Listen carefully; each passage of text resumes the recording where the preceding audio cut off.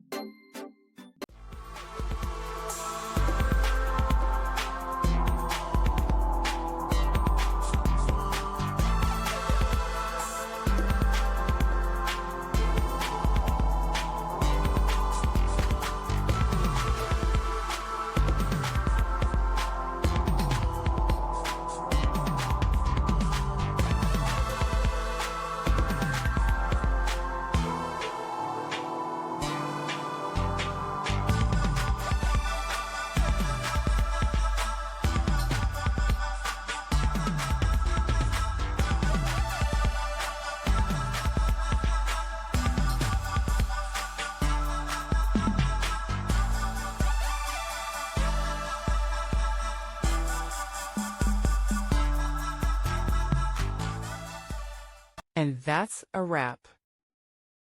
I hope you found the answer you were looking for.